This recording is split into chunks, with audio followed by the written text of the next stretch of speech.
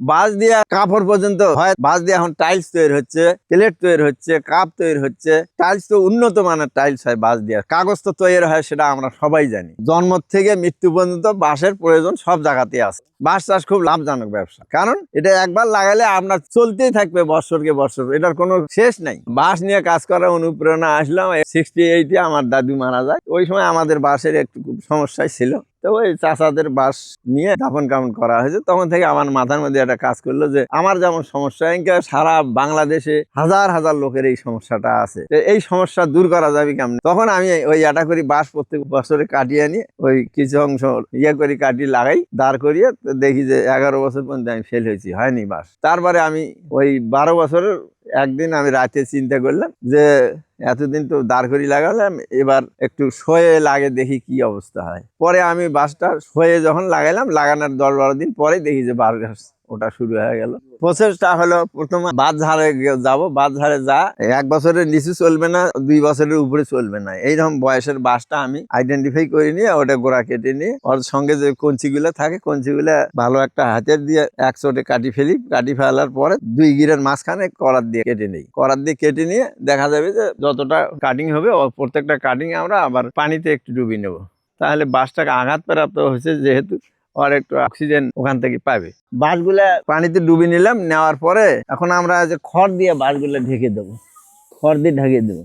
এখন ওই যে খড়গুলো আর উপরে দিলাম, যাতে বাঁশগুলো সবসময় ওইরকম থাকে, ভিজে থাকে। তারপরে একটা পলিথিন দিয়ে ঢেকে দেবো, যাতে ওই খড়গুলো শুকিয়ে ময়েশ্চারটা বের হয়ে না যায়। তারপরে এই রাইজন থেকে 10 থেকে 12 দিনের মধ্যে গাছ বের হবে মাটিতে লাগানোর পরে। এই দিনের মধ্যে ওই বাঁশটা লাগিয়ে দিয়ে ডুবি দেবো।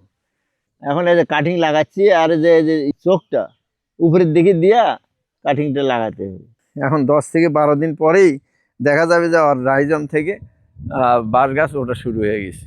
এই যে প্রথম আগে এটা বের হয়েছে, হওয়ার পরে দ্বিতীয় এই যে এটা বের হয়েছে, তারপরে এই যে মোটাটা বের হয়েছে, মানে স্টেপ বাই স্টেপ মোটা হতেই থাকে। এটা সফলতার অনুভূতি, মানে সেটা আর মানে ভাষায় বলা যাবে না। এত আনন্দিত আমি যে একটা বিশাল একটা প্রযুক্তি আমি উদ্ভাবন করার তৌফিক আল্লাহ আমাকে দিছে, এটা আমার একটা বড় সফলতা, এবং দেশের জন্য এটা বড় সফলতা। বাঁশের জাত তো আছে 350, তার মধ্যে আমার অঞ্চলের যে সমস্ত বাঁশ আমি পাইছি, এই সমস্ত বাঁশ নিয়ে আমি কাজ করছি। এই বাঁশটা আমি সংগ্রহ করে আনছিলাম ভেতর অঞ্চলে এক জায়গা বর্ডারের কাছে থেকে নিয়ে এসে ওটারও একটা বাঁশ ঝাড় করে রাখছি। এই পদ্ধতিতে বাঁশ লম্বা বেশি হয়, মোটা বেশি হয়, প্রোডাকশন বেশি বাড়ে। আমার এই প্রযুক্তি দেখার জন্য ওই বন গবেষণার সিনিয়র সায়েন্টিফিক অফিসার আসছিল আমার এখানে, গাড়ি নিয়ে এসে আমার এটা দেখিয়ে কয় যে আপনারটাই সফল, এবং এটাই কৃষকের জন্য প্রয়োজন। আর আমরা যারা কঞ্চি কলম করি ওটাতে ব্যয় বাহুল্য। পঞ্চগড়ে একটা দেবীগঞ্জি করিয়ে এসছি, কুমিল্লা চাঁদপুরে একটা করিয়ে এসছি, লেটন এমপির একটা বাগান করে দিয়েছি, 4 একর জুড়িয়ে একটা বাগান। এটা নিয়ে আমার ভবিষ্যৎ পরিকল্পনা, আমার এই প্রযুক্তিটা যাতে সারা বিশ্বে ছড়ে যায়, সারা বিশ্বের লোক জানি, সারা বিশ্বে